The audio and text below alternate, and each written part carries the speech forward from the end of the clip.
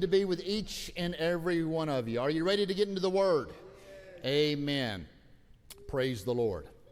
Well, as you know, about a month or so ago, I began a series that we entitled Nehemiah. Subtitle is Rebuilding is a Good Work. Now, I'm not talking about works that are based, works that are based upon you being saved. I'm not talking about works that are based on you going to heaven. We know that salvation is not based on works. For by grace are you saved through faith, and that is the gift of God. The work I'm talking about is making the investment, putting in the time. Here you are, you're facing a rock bottom moment, you're facing a difficult decision, you've got a choice to make. You may have to put in some work. But what I'm telling you is that the reward is worth the work. The investment, the gain, the end result is worth the work. For by grace are you saved. So we're not talking about works that are based around salvation. Well, you've got to work for your salvation. You've got to work your way to heaven. No, that's not the case. It's by grace that we're saved. And I'll be the first to say it. I know that there can be times in your life, rock bottom moments, challenging moments, where it feels like amazing grace is for everybody but you. I've certainly felt that way, that God's amazing grace, the hymn, the song that we sing about it, was for everybody else but me. But that's not what we see in the Word of God. That rebuilding out of a rock bottom moment, making challenging decisions that are centered around the Word of God, there is reward in it. And so as we begin to talk about these things, we've begun the preliminaries of getting into the book of Nehemiah. Now, the book of Nehemiah, as much as it is about restoration, as much as it is about rebuilding, it is also about leadership. It's also about perseverance. It's also about spiritual renewal. And we'll see these things as we cover this book in the messages to come. And one of the things I love about Nehemiah that is unique about Nehemiah is that unlike many biblical figures, Nehemiah is not a king. He is not a prophet. He is not a priest. He is not a judge. People like that who led Israel, Nehemiah is not among them. When we meet Nehemiah, he is a cupbearer, which is a servant's position to the nation that is currently ruling over the nation of Israel. But we see through the book of Nehemiah how he politically ascends as a government official to the title and position of governor of Jerusalem.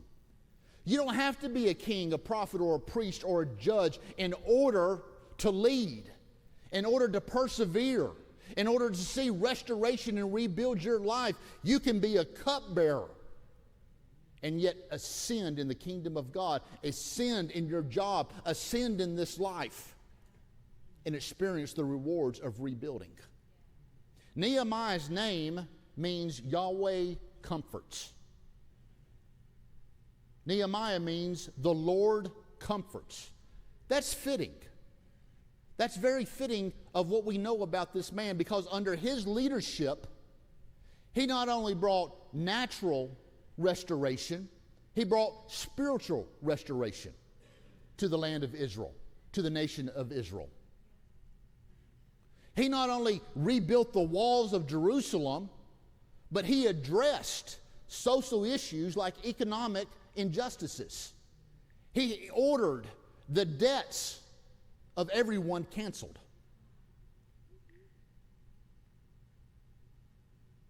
He gave back and restored unto the poor their property, those who were unfairly burdened by high interest rate loans.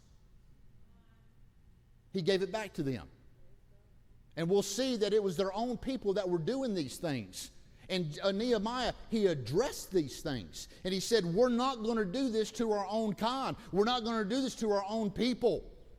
And those who were unfairly burdened, who were just struggling to keep up with interest rates, the interest payment, he wiped it all out and gave them their properties. That's restoration. That's restoration. I would love to see some of our politicians, some of our government officials take this same approach. in some things. This is what Nehemiah did under the direction of the Holy Spirit and under the direction of the Lord. Nehemiah, in his leadership, we know that he was a godly leader, and the things that he did were not for personal gain. He set a true example of integrity. And so last time I had the opportunity, I told you that in my rock bottom moment, the Lord just began to unpack this book to me and begin to share things with me. And He's basically said, David, if you'll do these 10 things, if you'll take these 10 steps, you'll rebuild your life and you will experience the rewards of what rebuilding means, because it is a good work. And so last time I had the opportunity to share, I shared on points number 1 and 2, steps 1 and 2. Step number 1 was what? Come to yourself. That is only a decision that you can make. Nobody else can make that for you. In that rock bottom moment, no one else is going to be able to look in the mirror for you and have to make the change that you need to make.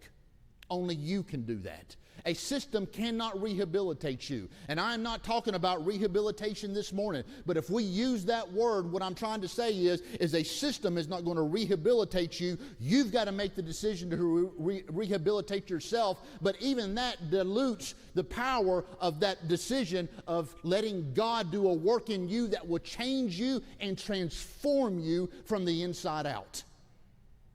I just use that as a popular word that it gets thrown around a lot.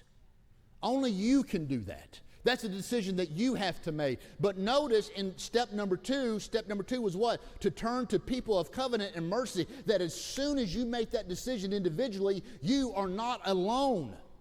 You are to bring people into your sphere, into your arena, into your life that can help you rebuild. And the best place to find that is with people of covenant and mercy. Why? Because with covenant and mercy, those are building tools and building blocks that you can begin to rebuild your life, because Jesus is your foundation.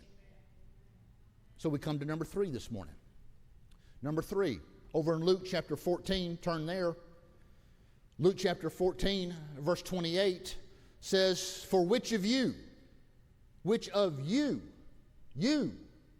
intending to build a tower. Now, I believe that there's a lot of things that we can insert there. Which of you intending to build a life?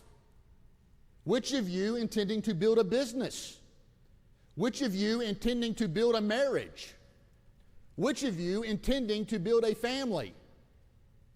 Which of you intending to build a tower sitteth not down first and counteth the cost, whether he have sufficient to finish it? Lest happily, after he hath laid the foundation and is not able to finish it, all that behold him begin to mock him, saying, this man began to build and was not able to finish. Is there anything more despicable? Is there any greater mockery than you beginning something only not to finish it, and somebody coming along and mocking you for it, publicly shaming you for it, reminding you that you are a legacy of failure because you weren't able to finish it? And remember the times that we are living in where this verse is concerned, that in those days when you built something, it was visible, much more highly visible than it is today. In today's world, it's easy to build something and hide it or forget it. In those days, because of just, those times when you built something and you didn't finish it, it stood as a memorial of what you were not capable of finishing. Public shame when you walk by it, knowing that you didn't finish it. That was your legacy, a legacy of failure, because all the good deeds that you'd already done, this one thing continues to mock you. Point number 3, or step number 3, to rebuild your life is you're going to have to count the cost. Count the cost. Now, counting the cost is not counting up what you lost from your past actions. It's not counting up all the investments, the house, the car, all those kind of things. It's not counting up what you lost from past actions. Rather, counting the cost is about counting up the decisions in present and future choices. Counting the cost is about counting present and future choices. Why? Because therein lies the success or failure of how life tracks for you from there on. See, what you lost ceases to be a factor in your rebuilding. You can't rebuild on what you lost. You can wallow in it. You can be upset about it, but you can't rebuild on what you've lost. Anything that is necessary for you to rebuild lies in what presently remains in your life and future choices. So when it comes to counting the cost, you're going to have to do two things. Number one, you're going to have to survey the damage. Turn over to Nehemiah, and we'll be over here for the remainder of this service. But counting the cost requires two things. Number one, surveying the damage. In Nehemiah chapter 2, verse 11, it says, "So I," meaning Nehemiah, "came to Jerusalem and was there 3 days. And I arose in the night, I and some few men with me. Neither told I any man what my God had put in my heart to do at Jerusalem. Neither was there any beast with me save the beast that I rode upon. And I went out by night by the gate of the valley, even before the dragon well, and to the dung port, and viewed the walls of Jerusalem, which were broken down, and the gates thereof were consumed with fire.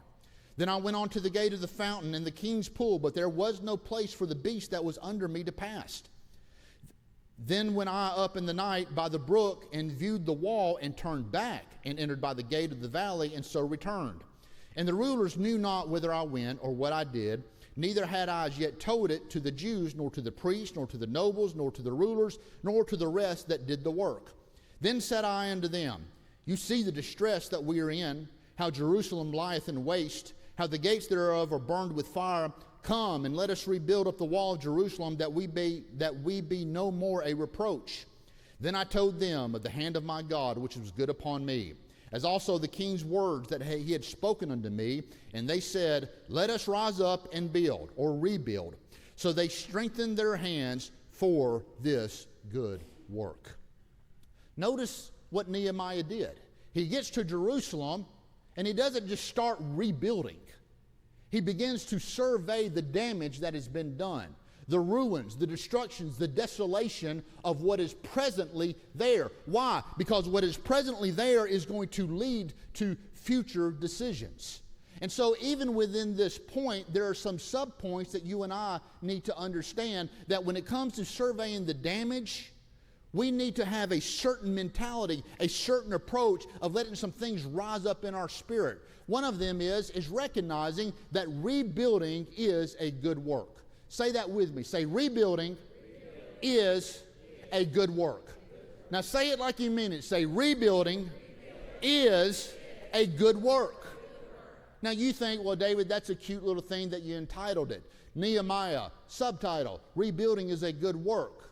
No, this is instrumental and integral to you rebuilding, is understanding that rebuilding is a good work. Why? Because in verse 18, what does it say? Then I told them of the hand of my God, which was good upon me, as also the king's words that he had spoken unto me. And they said, Let us rise up and build. So they strengthened their hands for this good work. Rebuilding is a good work. Why do I keep saying this? Because before they ever picked up a stone, moved a boulder, made up the mortar, picked up a hammer and a chisel, before they ever touched the wall with their physical hands in the natural, the rebuilding of that wall, they decided and they decreed before that rebuilding ever began that rebuilding is a good work before they ever started. And that is key to how you approach something. That is key how do you approach a rebuilding project or something that you're facing. Is that rebuilding even before you put your hand to the plow, even before you put your hand to erecting or lifting that boulder and beginning to solidify that wall, that rebuilding is making the decree that rebuilding is a good work. Another point is that one of the things that they do is they understand that rebuilding is a process. It is not an overnight work.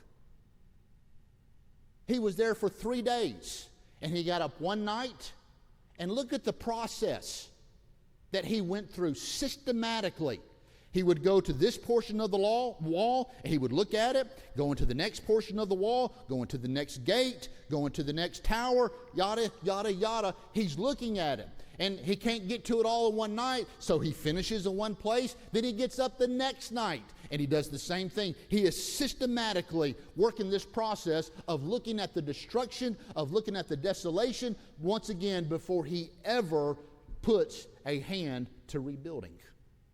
Rebuilding is not a 9-to-5 job.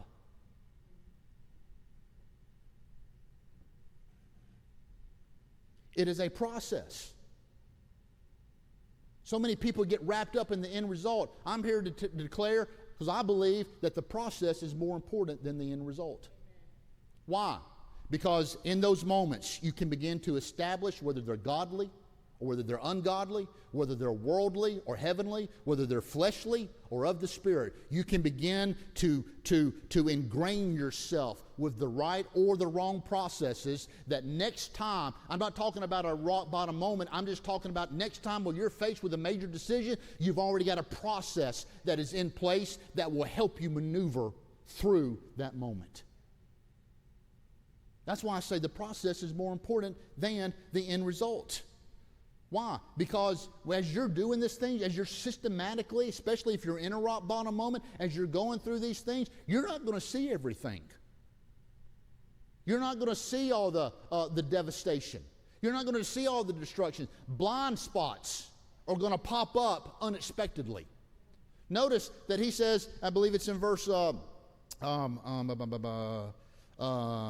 it was verse 14, that he wasn't able to get to everything. There was no place for the beast that was under me, meaning that he went into it, he couldn't pass. He couldn't see what was over on the other side. The animal that he was riding couldn't get over there. And so he had to get off in order to see what lay beyond that. The process.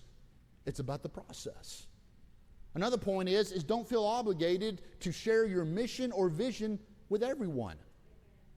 Now, I'm not saying, please understand what I just said. I'm not saying don't do that. What I'm saying is don't feel under the obligation to do that. Why? Because what does it say in verse 12? It says, and I arose in the night, I and some few men with me, neither told I any man what my God had put in my heart to do at that time. He's around people. He's got people who are helping him to rebuild. Maybe they're people of covenant and mercy, but yet at that moment, he does not feel obligated to reveal what the Lord is beginning to put in his heart. Verse 16, and the rulers knew not whither I went or what I did, neither had I yet told them to the Jews, nor to the priests, nor to the nobles, nor to the rulers, nor to the rest that did the work. He didn't feel obligated in that moment as he is surveying the damage to release or to tell everybody the mission or the vision that God had given him. Why? Because there are times where you need to protect that vision that God has put on the inside of you and not cast it before swine. Not cast that pearl before people who will mock it. Don't feel obligated. God gave you that vision, that assignment, that charge for a specific reason. Guard it. Why? Because you see what happens to where people who build and they stop, people begin to mock them. I would rather let my results preach a message than prematurely broadcast my intentions and never follow through with them. Another point when it comes to surveying the damage is be ready to work odd hours. Rebuilding may require you working all odd hours. I said it just a minute ago. Rebuilding is not a 9-to-5 job. It's not. 3 times. He's there for 3 days, and in different verses you could go through it. He got up at night. He got up at night. He got up at night. Who in the world gets up at night to go look at a wall? Wouldn't it be better served to look at a wall during the day? To be able to see what the destruction is? to see how the walls have crumbled and fallen apart, to see how burned the gates are. And yet he gets up in the night. These are odd hours that Nehemiah is working. But there's a truth in this. And that is, I would encourage you to, in these moments, to establish routines in your life. Establish routines in your life. I know that when I was in prison, when I was incarcerated, that you would think that it's easy to read. I mean, after all, you've got nothing else to do. So you read. But reading in prison while you're incarcerated is actually a challenge, can be a challenge. Reason is because the dorm room is so loud you can't even hear yourself think. You can't even make sense of what you're reading because somebody is shouting, somebody's shouting over the cubes, somebody's shouting down the hallway or the corridor, and here you are just trying to read. So I began to establish a routine where reading and having my devotion time was concerned. I got up at 4 o'clock every single morning. I began to reestablish this because remember, I had said once the previous time that I was the biggest hypocrite walking the face of the earth. That the only time I was really getting in the Word was when I was getting ready to do a message. I wasn't spending time with God. But when that moment, when I faced myself in the mirror, when I came to myself, and I began to rebuild some things, I recognized that I was going to have to establish some processes and routines in my life. And one of them was getting back to that time of devotion. And so at 10 o'clock or 3 o'clock in the afternoon, it was too loud. And so I would get up at 4 o'clock in the morning when everybody else was asleep. And I still continue, for the most part, 5 o'clock probably, more so now, that routine in my life on a daily basis. I was talking to a guy over the years. I've had a multiple handful of opportunities.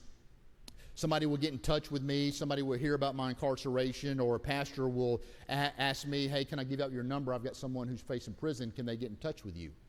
And so I was talking to a guy out in California at this time, and he was facing time. He was facing many years. And so he was just wanting to pick my brain, just talk to me. So I began to talk to him. He said, "David, what is the key to overcoming prison?" And I said, "The key is establishing a routine." I said, "You establish a routine," I said, "time will begin to click by just like that." I said, "Now there's, the beginning, just getting your bearings, just getting your feet up under you, understanding what's going on." I said, "But if you want to successfully navigate," I said, "set a routine in your daily life."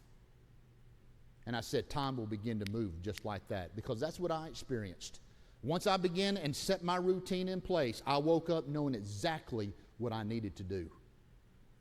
I got up, I'd go after it, and time would just fly like that. Anyway, years later, he called me from the halfway house, and he said, "David," he said, "I just want you to know I got out just this past week." And he said, "You're the first person I'm calling." He said, "Because you helped me more than anybody else did." He said, "That nugget of establishing a routine as soon as I got into prison," he said, "helped me get through it, and time go just like that." Establish routines in your life. So I'll ask it to you this way. What are you doing with those God awakenings at 2 or 3 o'clock in the morning? Are you making it a routine to get up and pray out or fellowship and spend time with God in those moments? Or are you doing what most incarcerated men do? Try to sleep their way through the reality of their situation. And that's what you've got people doing in those kind of moments.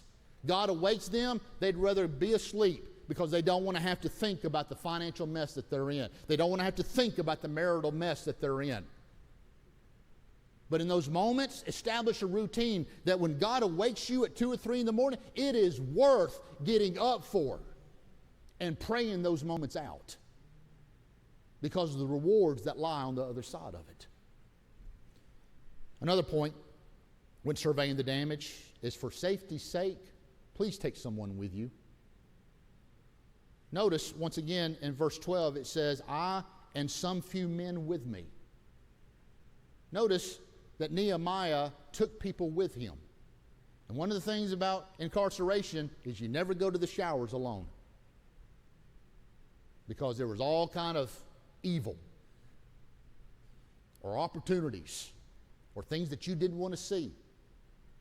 And so here I am in the mornings at 4 o'clock. I've established my routine of getting up. I'm doing my devotion while everybody else is quiet, while everybody else is sleeping away the reality of the situation that they're in. I'm doing something internally, as were others, a few others.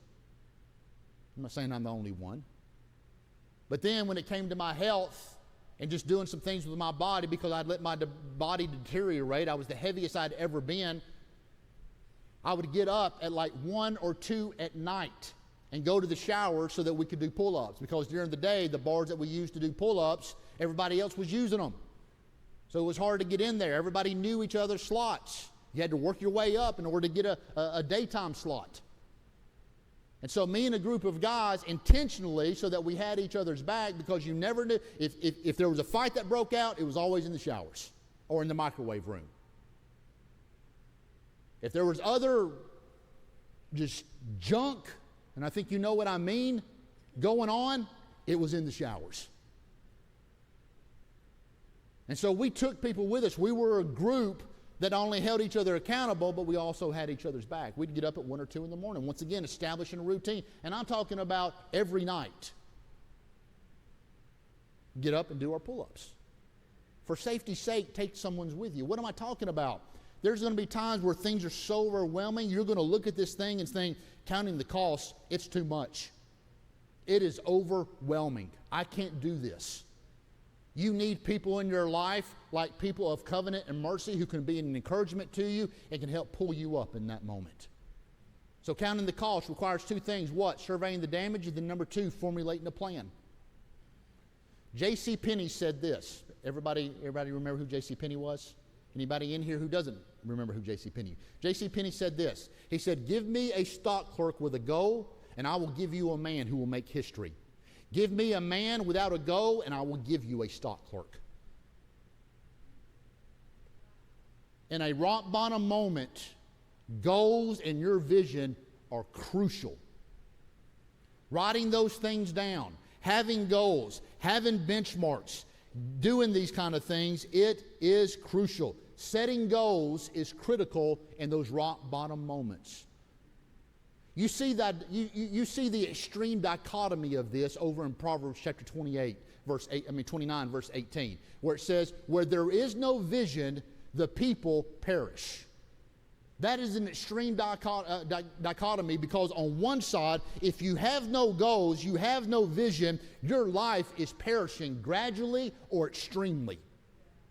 And on the other side, if you do have goals, if you do have vision, and you embrace those, you protect those, guess what?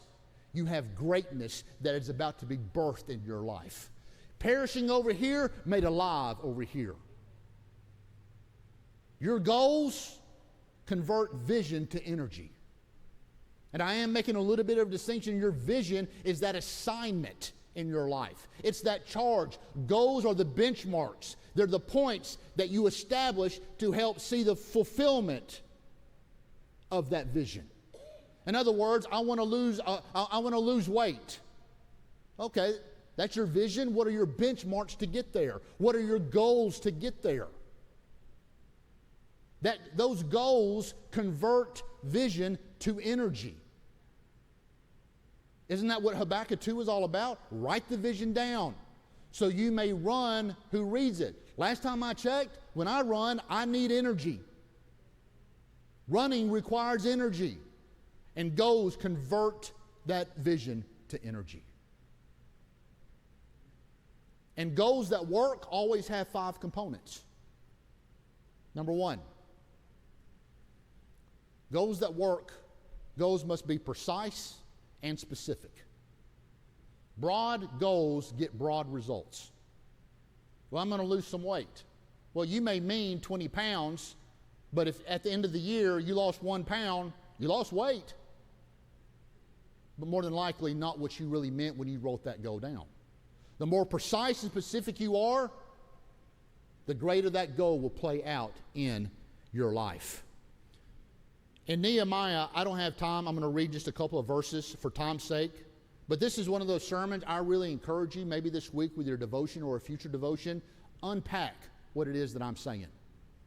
I encourage you, where these 5 goals are concerned, to read Nehemiah chapter 3 in its entirety. For time's sake, I'm going to read just a couple of verses in verse 1. Then Eliashib, the high priest, rose up with his brethren, the priests, and they builded the sheep gate. They sanctified it. What did they build? They builded the sheep gate. Remember that. And they sanctified it and set up the doors of it, even unto the tower, which is something different than the sheep gate, the tower of Meah. They sanctified it unto the tower of Hananiel. And next unto him, the men of builded the men of Jericho. And next to them, Zakur, the son of Imri. But the fish gate, which is different than the towers, which is different than the sheep gate, the fish gate did the sons of Hasaniah build, who also laid the beams thereof and set the doors up, thereof the locks thereof and the bars thereof. If you read in its entirety, you're going to find all kind of gates, all kind of towers, all kind of walls throughout this. But what I want you to notice is at the end of this chapter, verse 32, and verse 32 of Nehemiah chapter 3, and between the going up of the corner unto the sheep gate. Where did we start? The sheep gate. Where does this end? The sheep gate. Do you see how precise Nehemiah is being with his leadership? He is saying, all right, he is not saying, everybody, all right, we're going to rebuild the wall. This is going to be a good work. Yeah, go find something and just do it. He doesn't tell them, Brad, you go find a spot. Mom, you go find a spot, and we'll just see where we meet. He is being precise and specific. He is saying unto the priest, you take the sheep gate, which has great significance, which we'll get in later on. He says, you take the sheep gate, and where it starts and where it ends, that's your goal. Then he tells someone else, you take this tower to this tower, that's your goal. And he's being very specific where these things are concerned. Goals that you have need to be just as specific. The second thing is that goals are measurable. Goals that work are goals that are measurable. In Nehemiah 3, building off the same thing, notice that in these portions that Nehemiah assigned to these men, there was a starting and an ending place, meaning that you could measure your progress. You can measure it. Once again, well, I just want to lose some weight. All right, how much weight? All right, 50 pounds. Well, that's precise, that's specific, but how are you going to measure it? Well, I'm going to lose 10 pounds, then 20 pounds, then 10 pounds, then 5 pounds, then 5 pounds. You've got to have goals that work are measurable. And that's what you see in Nehemiah 3. There was a beginning and there was an end. Goals that work must have a time limit. Goals that work must have a time limit. You see this in Nehemiah chapter 2, verse 6. And the king said unto me, and the king is Xerxes, the king of the nation that is ruling over Israel, and the queen, scholars believe that this was Esther. You know the story of Esther, the great favor that was upon her. Many believe that this queen is Esther. Also sitting by him. And they asked, for how long shall thy journey be, and when wilt thou return? So it pleased the king to send me, and I set him a time. Goals that work have a time limit. I'm going to lose 25 pounds in 6 months. Goals that work must be your own goals. There's a difference between being a parrot and a voice. In Nehemiah chapter 2, verse 12, it says this, and I arose in the night, I and some few men with me, neither told I any man what God had put in whose heart? The elders' heart? The royals' hearts? The priests' hearts? No, my heart to do at Jerusalem. My question to you is, what is etched in your heart? That's what Nehemiah is saying. This is what's in my heart. This is what we're going to do. And then finally, his goals Goals that work must be in writing. Nehemiah chapter 2, verses 7 says, Moreover, I said unto the king, if it pleases the king, let letters be given to me to the governors beyond the river, that they may convey me over till I come into Judah. And a letter unto Asaph, the keeper of the king's forest, that he may give me timber to make beams for the gates of the palace which appertain to the house, and for the house that I shall enter into. And the king granted me according to the good hand of my God upon me. Those that work should be in writing.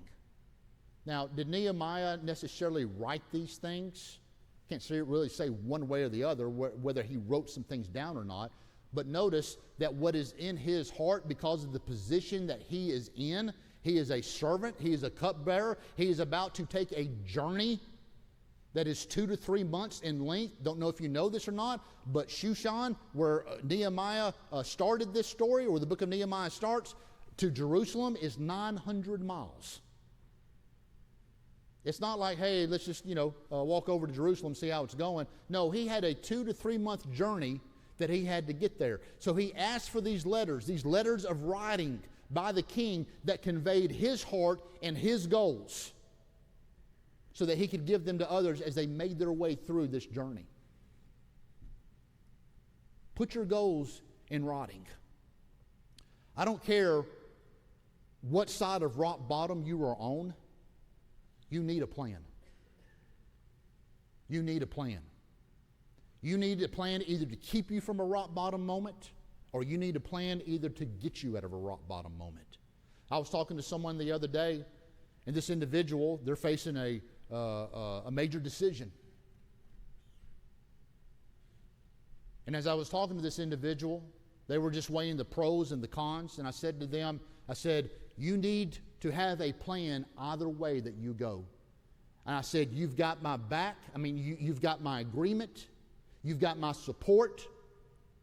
The only thing that you need to understand is you've got to have a plan. If you don't want to go that direction, you've got to have a plan to keep you out of that predicament. But if you choose to go that direction, you need to have a plan to keep yourself from going back to that direction. You need a plan either way. And the thing of it is, don't wait for the perfect plan. General George Patton said this. He said, a good plan violently executed today is better than the perfect plan next week. Yeah. You're waiting until you get all your social media likes. You're waiting until you get this amount of money. You're waiting until this person does that. You're waiting until you get to this house or somebody does this for you. You're waiting. No, act now. That's what God will honor. That's what God will move with. That's number 3. Number 4 is cast the vision. Cast the vision. Vision is the ability to see. Helen Keller, which I assume a lot of people in here know, born in Tuscumbia, Alabama, at the age of 2 years old, she lost her eyesight, but yet her journey, her life was one of overcoming. She wrote an autobiography. She won an Academy Award. She won the Presidential Medal of Freedom. She helped people with disabilities learn how to overcome them. She said this, and it's pretty blunt, so I warn you. She said the most pathetic person in the world is someone who has sight but no vision.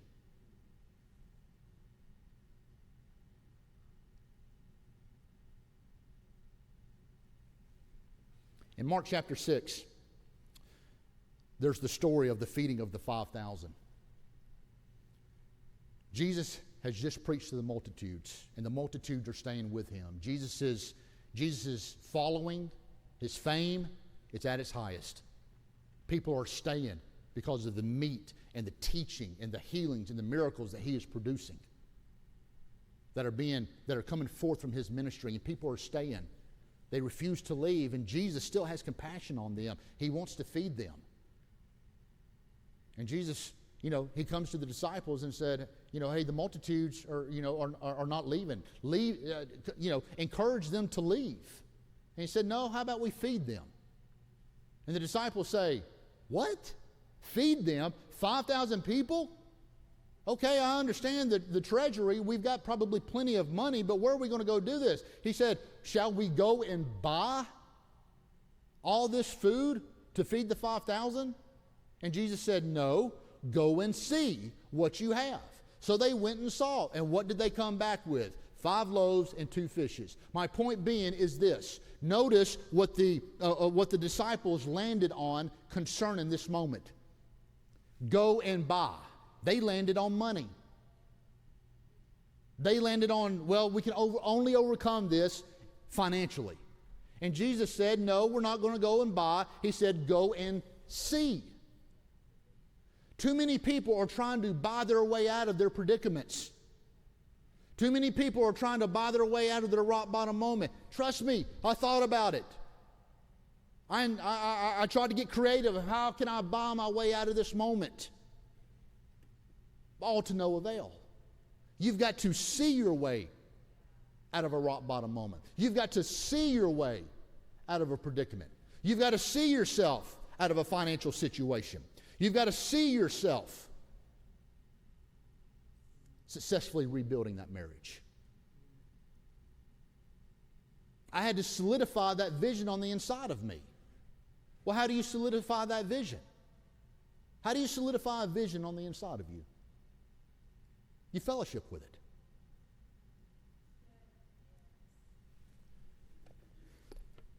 This is my devotional. I write my vision down in here. These are my vision pages. All these are my vision pages. This is my prayer journal. These are also my daily devotions that I've done for this year so far. I fellowship with this on a daily basis. Now, please understand what I mean by that. I'm not saying in lieu of God. I'm saying I fellowship with the things that I've written down. I fellowship with my vision. Don't you break fellowship with your vision. What do I mean by that? What happens when you break fellowship with someone? You don't talk to them. You avoid them. You see them coming down the stairs over there, you go to the other side. You don't talk to it like you once did. And that's the mistake I believe a lot of people make when it comes to writing down their vision. They write it down at the first of the year, and then they take this and they put it in their office, put it on the bookshelf, and have nothing else to do with it. And they wonder at the end of the year, well, why didn't such and such come to pass? Why didn't such and such happen? Are you fellowshipping with this on a daily basis?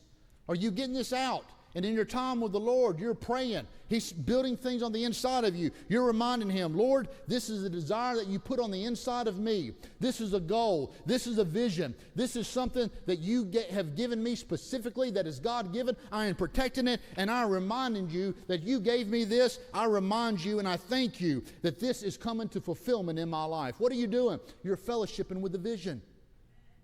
Don't break fellowship of it by just putting it on a counter and letting dust accrue. Fellowship with this. In light of your fellowshipping with God.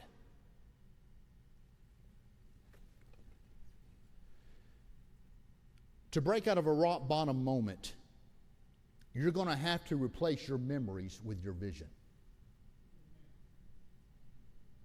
Why? What does Habakkuk 2:2 say? You run with the vision, not the memories. Big difference. You've got so many people who in that rock bottom moment, they're trying to remember everything that they had.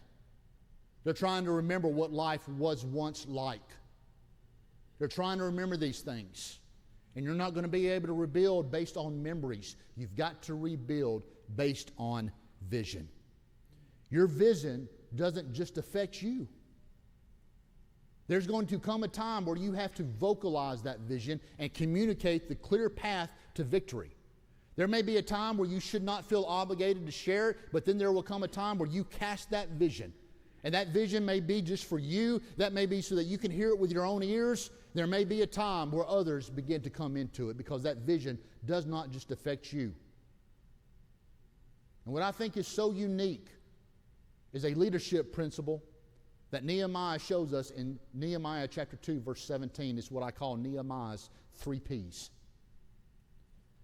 In Nehemiah chapter 2, verse 17, it says this: Then said I, Nehemiah, unto them, You see the distress that we are in, how Jerusalem lies waste, and the gates thereof are burned with fire. Come and let us build up the wall of Jerusalem, that we be no more a reproach. When I saw this, the Lord just gave this to me. First time, I don't know if Nehemiah established the 3 Ps, if he invented them or not. I don't know. But I saw a unique way that Nehemiah led and got the people to where he wanted them when it came to rebuilding. Notice this. Number 1, he presented the problem. Number 2, he provided the answer. And then number 3, he promoted the reward. Present, provide, and promote, the 3 Ps. You see this in verse 17. Then said I unto them, You see the distress that we are in, how Jerusalem lies waste and the gates thereof. That's a problem. He's telling the people, here's the problem. This is what we're dealing with. But he didn't stop there. He goes on and he says, Come and let us build up the wall of Jerusalem. There's the answer to the problem. Come and let us rebuild. And then notice that he ties it up with that we be no more a reproach. He promotes the reward. And that's what we need to do in our life. Anytime, as soon as I saw this, anytime since then that I'm faced with a challenge or a situation, I put it through this filter. Whether I'm making a decision here at the church, whether I'm making a decision in my own life, in my family, whatever it may be, I run it through this filter. I present the problem. I learned what the problem is. Because too many people, they skirt the problem. And a problem unidentified is a problem that goes unresolved in your life. He presented the problem. And then he provided the answer. How did he provide the answer? You remember all those odd hours he was working? All those odd hours what was taking place? The Lord, as he was leading him to survey the damage, he was formulating a plan on the inside of him to help the people deal with this destruction and this answer of, let's come together and let's rebuild this. But he didn't stop there. So many times leaders want to stop there. Here's the problem, here's the answer, now go do your job. And there's never any reward attached to it. Nehemiah is so wise. He attaches the reward to all this. He said, and no longer will we be a reproach. Had he not promoted the reward, I wonder truly if the people would have latched onto it with heart. They may have latched onto it with, got nothing else to do, but would they have latched onto it with heart? Because no longer being in distress, no longer being a reproach in my eyes and in my life, because I've been in distress, been among the reproached, rebuilding is a good work. It is worth the reward of rebuilding. And suddenly, in the eyes of the Israelites, their eyes open. We no longer have to be a reproach if we will just rebuild these walls of Jerusalem. And finally, in verse 18, you see this. Then I, Nehemiah, told them of the hand of my God, which is good upon me, as also the king's words that he had spoken unto me. And they said, Let us rise up and build. So they strengthened their hands for this good work. Do you see Nehemiah's confidence there?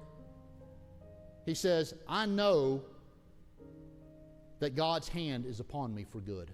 Can you say that to your family? Can you say that to your spouse? Can you say that to your employer? Can you say that in your rebuilding? That the hand of God is good upon me? Well, how is it good upon you? Because God's hands are upon your hands, and that's where we head next. God's hands are upon your hands, and that makes all the difference in the world. of doing it in your own natural ability or doing it with the might and the power of God is when His hands come upon your hands and you put your hand to the assignment, to the task. It is supernatural in its outcome. Everybody here has the will to win, but it is only those with the will to prepare that actually do win. Rebuilding is a good work.